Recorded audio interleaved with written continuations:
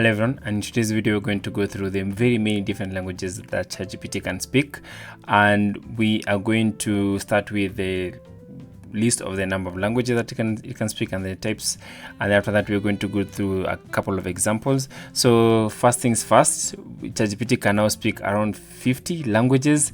So to know which languages ChatGPT speaks, I'm going to go to help.openai.com. Once I'm there, I'm going to search for languages.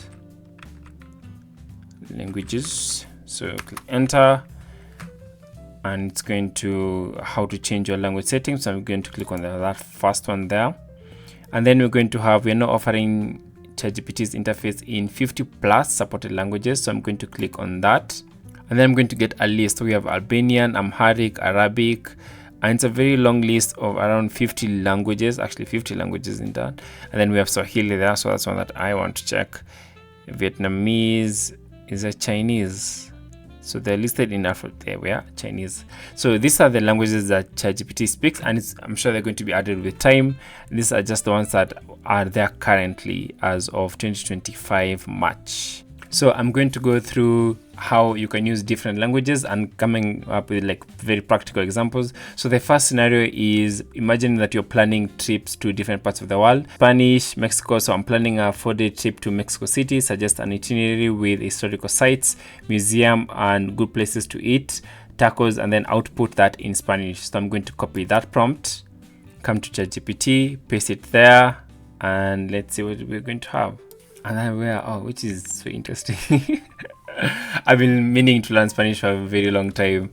So if you do speak Spanish, please let me know in the comments if this is accurate. So we have, I'm guessing this is day 1, day 2, day 3, day 4, 4-day trip. So yeah, pretty accurate on that. So what I'm going to do is I'm going to copy this, and then I'm going to copy that. I'm going to go to another large language model, and then I'm going to ask it to translate it back to English to see if it's correct. So I'm going to come to Claude, which is like my trusty language model here, and I'm going to say translate to English. Paste that prompt there, and let's see. So here's a 4-day itinerary from Mexico City that combines historical sites, museum, and the best tacos. So yes, it did follow our prompt. Oh, this is good. Hot chocolate, and this is really good. This is good. So that's the first one. Let's go to our second language. So the second language, at least this one I speak. Swahili. Translate the following phrases into Swahili. Hello, thank you, how much is this? Where is the bathroom? I need help. So I'm going to copy that, come back to ChatGPT, and then we have translated the following phrases into Swahili. Paste it there, and let's see. So here, hello, habari, jambo, that is true. Thank you, asante, that is also good. How much is this? Hii ni bei gani, or hii ni shilingi ngapi for Kenyan currency? True. Where is the bathroom? Choo kiko wapi? That's actually very accurate. I need help. Ninahitaji msaada. Yes, very accurate indeed. So next example is Chinese. I'm visiting Beijing for a week. What are the top 3 must-see attractions? Output in simplified Chinese. Copy that prompt. Back to ChatGPT. Click on new chat. Paste it there. And then we have I'm visiting Beijing for a week. And whoa, top 3 must-see attractions. Output in simplified Chinese. So I'm going to copy that. Come back to our trusty Claude, and then paste it there, and then I'm just going to, before you even paste, translate to English. Yeah, English.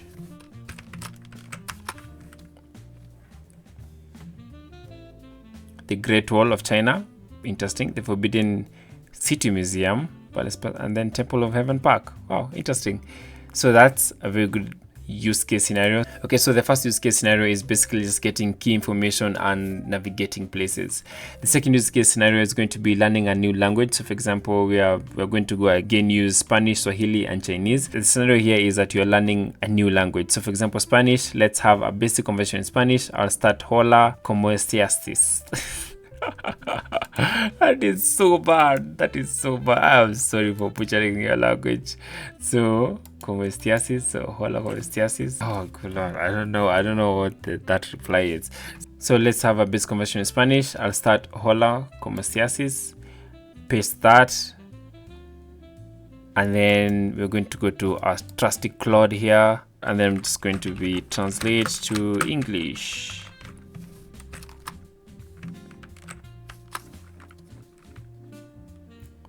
Hello, I'm doing well, thank you. And how are you? So yeah, so it is working. So if you're trying to learn a new language, you can use ChatGPT to have a conversation with it. You can also use advanced voice mode or even just voice mode, because it will be able to tell you the intonation, if you are spelling something correctly, or where you need help with. So I find that really interesting. And if you want like a text-based version, you can use ChatGPT to text in that language. So for example here, in Swahili example here, we have what are some common greetings in Swahili and how do I respond to them.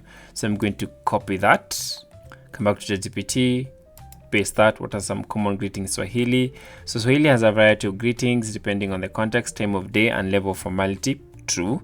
Here are some common ones. So jambo, hello, informal, which is mainly for tourists. That is so true.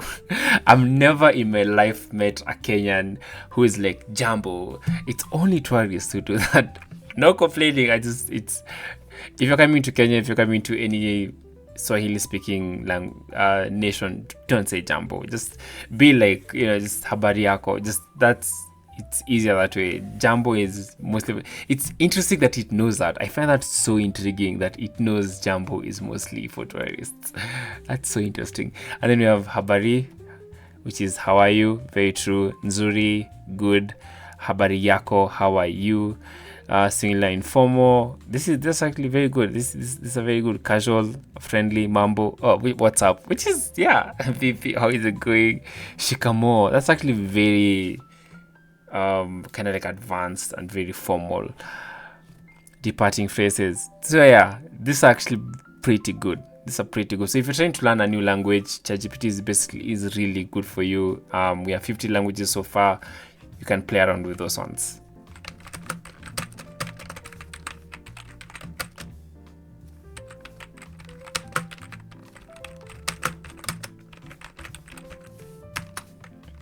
So we are again going to Claude. So this is a taco recipe for tacos and it's in Spanish. So let's see if you're going to get that in English. So copy that. So this is like, for example, if you're in Spain or you're in a Spanish speaking language country and you've been given a recipe and you kind of like want to know how do I go around this? How can I translate this back to English? So I'm going to come back to ChatGPT, paste that, and I'm going to translate to English. Sorry for my spelling there. Okay, so here we have the translated version. So this is in Spanish, and then now we have in English. Carne asada tacos. Ingredients: skirt skin, garlic cloves, onions, teaspoons, tortilla. Oh, this is actually really good. Preparation: marinating the meat, red sauce, cooking the meat. Yeah, okay, good. Tips. Okay, so you can use ChatGPT to translate from different languages. If you're in a country that you don't really speak that language, if you've seen like a recipe that you want to translate to your language, you can do that as well. That's so good. It is so good. So the other really useful use case when it comes to language translation is now you'll be able to have access to different news sources from different countries. So I have a news article, or just like the main page article from Spain, and I want us to translate that into English. So I've translated to English, paste that. So this is the article. The global newspaper, El País, the global newspaper. Culture. Wow. Yeah, so you can now paste whether it's going to be a page or it's going to be the main page of a news article, paste it to ChatGPT, and then be able to translate that into the language that you understand. The other really useful case scenario when it comes to the multilingual use case of ChatGPT is now you can contact customer support in different languages. So for example, if you're using an app or if you're using a program that is in a different language from yours, you can use ChatGPT to translate that. So for example, here we have write a polite email in Spanish to customer support explaining that my order arrived late and requesting a partial refund. So I'm going to copy that prompt, come back to ChatGPT, paste it there, and there we are. And maybe I can add something like my name is Ian. I had ordered a Pixel 9 phone. Oh, this is good. So again, we're going to copy that. Just kind of like make sure, come back to our trusty Claude, and then we're going to translate to English. Kind of let's make sure that we are correct, because I do have no idea what it is writing. So paste that, and then let's see what it gave. I just want to see if the tone was correct. Request, oh man, even the subject was good. Dear customer service team, I hope this message finds you well. Order number even gives like order number. This is so interesting. According to information provided at the time of purchase, I to receive it before. Oh, this is so good. This is good. Surely you're check. Okay, good. I like that. So this is something that you can do, especially if you don't really speak that language. You can use ChatGPT to contact customer support that is in another language.